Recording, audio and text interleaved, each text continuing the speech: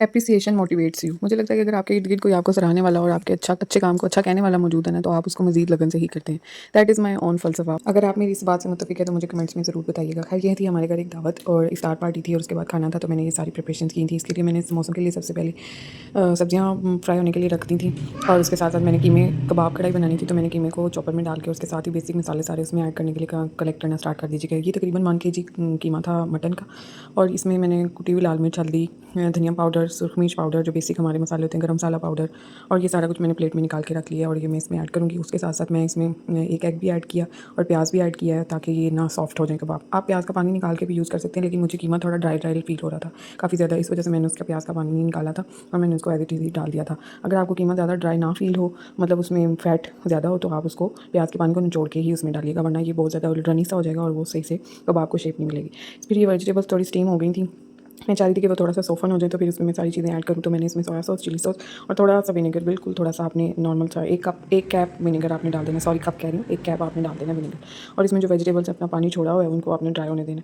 ये कुछ लम्हों में ड्राई हो जाएगा। फिर आपने थोड़ा सा ब्लैक पेपर पाउडर डालना है इसमें अपने अकॉर्डिंग टू टेस्ट। मेरे पास वेजिटेबल्स की क्वांटिटी ज़्यादा थी और मैं बाद में यूज़ के लिए भी मिक्सचर बना रही थी, तो मैंने थोड़ा सा ज़्यादा बनाया था, इसलिए मेरे पास तकरीबन ये 1.5 टेबल स्पून ब्लैक पेपर डाली थी। मैं रेड पेपर का यूज़ बहुत कम करती हूँ अपने खानों में भी और वैसे भी, क्योंकि आई फील कि ये थोड़ा अनहेल्दी होती है। ये हमने सॉल्ट डाल दिया था, आपने अकॉर्डिंग टू टेस्ट सॉल्ट भी ऐड करना है। तो ये मैंने इसमें सॉल्ट ऐड करके इसको अच्छी तरह से मिक्स कर लिया था। ये चंद मिनट लगेंगे आपको, तकरीबन 5 to 10 मिनट्स में ये सारा मिक्सचर ड्राई हो जाएगा। वेजिटेबल्स में आप according to your taste use कर सकते हैं।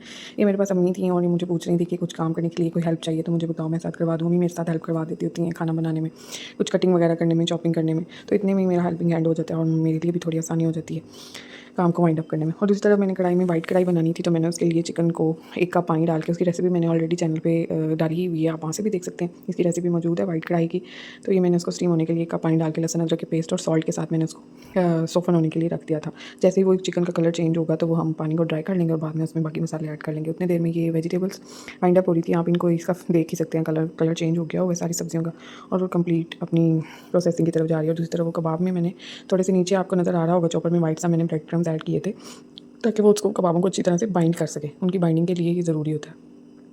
अच्छा, उसके बाद मैंने बना लिया था मसाला हांडी के लिए, कबाब हांडी के लिए। तो वो उसमें मैंने था प्याज और टमाटर, लहसुन, अदरक को ब्लेंडर में पीस लिया था और मैंने उसको कढ़ाई में ऑयल डाल के और साबुत गरम मसाला डाल के उसको फ्राई होने के लिए रख दिया था। जब भूनने के लिए जब आप इसको रखेंगे तो आपने आँच को ज़्यादा तेज़ नहीं रखना, वरना ये नीचे से जलना स्टार्ट हो जाता है। वैसे तो नॉन स्टिक कढ़ाई होती है, लेकिन फिर भी एहतियात करनी बेहतर है और टमाटर सही से भुनता भी नहीं है अगर आप बहुत ज़्यादा आँच पे उसको पकाएं तो मीडियम टू लो फ्लेम पे ऊपर आपने हांडिया को भूनना होता है। तो इसको अच्छी तरह से आपने भून लेना है। बाकी बेसिक स्पाइसेस आपने लाजमी ऐड कर लेने हैं थोड़े थोड़े, क्योंकि हमने कबाबों में भी सारा मसाला डाला हुआ है और हल्का सा ऑयल हाथों पे लगा के आपने ये लेंथ शेप के कबाब बना लेने हैं। अब आपने उन कबाबों को बहुत ही हल्के हाथों के साथ कढ़ाई में डालना है और उसको कुछ देर के लिए 5 to 7 मिनट्स के लिए दम पे रख देना है। इससे ऐसे होगा कि आपके तो कबाब टूटेंगे नहीं। कुछ लोग फ्राई करके भी यूज़ कर लेते हैं, लेकिन आई फील सो कि फ्राई करने के बाद कबाब थोड़े हार्डन हो जाते हैं, इस वजह से मैं उसको स्टीम करती हूँ। अब आपने उसको अच्छे से पानी छोड़ने के लिए छोड़ देना है और आपने उसको हल्की आंच पे पड़े रहने देना है। अब यहाँ पे बारी आती है क्लब सैंडविचेस बनेगी। यहाँ पे ये पानी छोड़े थे और फिर मैंने इसमें दही ऐड की और उसको थोड़ा सा तेज़ आंच पे पकाया और उसके बाद इसको जब पानी खुद दही खुश्क होना स्टार्ट हो गई तो मैंने उसको हल्की आंच पे पकने के लिए रख दिया। यहाँ पे अब हम बना रहे थे दही फुल्कियाँ और साथ मैंने उसके अंदर दही और पकौड़ियाँ भिगो के जो रखी हुई थी वो, नमक और चाट मसाला और साथ में खीरा, ग्रीन चटनी और प्याज को काट के मैंने उसके अंदर मिक्स कर दिया था। आप अपनी मर्ज़ी से चाहे टमाटो वगैरह भी ऐड कर सकते हैं, लेकिन हमारे घर में ज़्यादा पसंद नहीं करते, इसलिए मैं टमाटर नहीं डालती। वो सामने कबाब कढ़ाई का मैंने गर्म करना दोबारा स्टार्ट किया। अब यहाँ पे बारी आती है क्लब सैंडविचेस का मिक्सचर प्रिपेयर करने के लिए और यहाँ पे सालन तकरीबन तैयार होने ही वाले थे। तो ये कढ़ाई, कबाब कढ़ाई को आपने तकरीबन 30 मिनट्स के लिए वहाँ पे रख देना है हल्की आंच पे पकने के लिए, ताकि कीमा अच्छी तरह से गल जाए। ये चिकन है और इसके अंदर थोड़ी सी कैरेट मैंने बिल्कुल बारीक चॉप करके उसके अंदर डाल दी थी और उसके अंदर cream, mayonnaise, salt, chicken powder और ब्लैक पेपर पाउडर आपने उसके अंदर मिक्स करके अच्छी तरह से उसको रख देना है। अब हमने सिंपली स्लाइस कट करनी है, फ्रेश ब्रेड लेनी है, बिल्कुल सॉफ्ट स्लाइसिस वाली, ताकि आपको खाने में मज़ा आए और आप अच्छे से इन्जॉय करें। मैं सिर्फ क्लब सैंडविचेस में बॉइल्ड एग, चिकन और एक आध वेजिटेबल यूज़ करती हूँ, ज़्यादा वेजिटेबल्स मैं नहीं यूज़ करती। ये आपने इसकी असेंबलिंग कर लेनी है। असेंबलिंग करने के बाद आप इसको सैंडविच शेप में कट कर लेंगे। Simple is that. और ये आपके सैंडविचेस बहुत मज़े के होकर रेडी होंगे। यकीन करेंगे जितने सादा दिखते हैं ये उतने ही खाने में यमी है। आपने इनके किनारों को ज़ाया बिल्कुल नहीं करना, फायर शारी दिखाते हुए शॉपर में डाल के रख दें और जब धूप निकले तो इसको छवि में डाल के अच्छी तरह से ड्राई कर लिया करें। ये बहुत अच्छे क्रम्स बन जाते हैं और ये आपके बहुत काम आते हैं और ये तकरीबन 2-3 माह तक मेरे तो स्टोरेज बॉक्स में, एयर टाइट बॉक्स में मैं स्टोर कर लेती हूँ और वहाँ पे ये पड़े रहते हैं। फ्रूट्स के लिए, फ्रूट चाट के लिए फ्रूट्स अम्मी ने मुझे कट कर दिए थे और मैंने उनके अंदर बेसिक इमली का पानी, चीनी वगैरह डाल के मैंने फ्रूट चाट को रेडी करके रख लिया था। और फ्रूट चाट के लिए मैंने इमली का सॉस भी बनाया हुआ है, अगर आप चाहें तो इमली का सॉस भी उसके अंदर डाल सकते हैं। कुछ लोगों को क्रीम चाट पसंद होती है, कुछ को वो खट्टी वाली फ्रूट चाट पसंद होती है। तो वैसे हमारे घर में ज़्यादातर खट्टी वाली फ्रूट चाट ही खाई जाती है, उसके अंदर क्रीम चाट का इतना कोई शौक नहीं रखते। हाँ, बेसिकली स्पेसिफिकली मुझे बहुत पसंद है क्रीम चाट।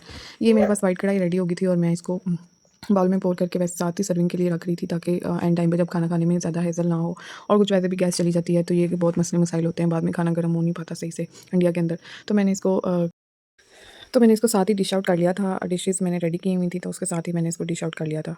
अब ये वाइट कढ़ाई तो हो गई थी रेडी, हमारी फ्रूट चाट और दही भल्ले भी रेडी हो गए थे बिल्कुल। अब बारी आती है कबाबों को डिश आउट करने की। तो वो कबाब कढ़ाई को आपने 30 मिनट्स के लिए उसको हल्की आंच पे पकते रहने देना। बाद में आपने उसके ऊपर एक्स्ट्रा ऑयल जो होता है वो उतार लेना, ताकि आप उसको जब उसको डिश आउट करने लगें तो उसको उसके ऊपर गार्निश के लिए आप उस ऑयल को डाल सकें। अगर आप उसको नहीं उतारेंगे तो वो बीच में ही मिक्स हो जाएगा, वो एब्जॉर्ब हो जाता है।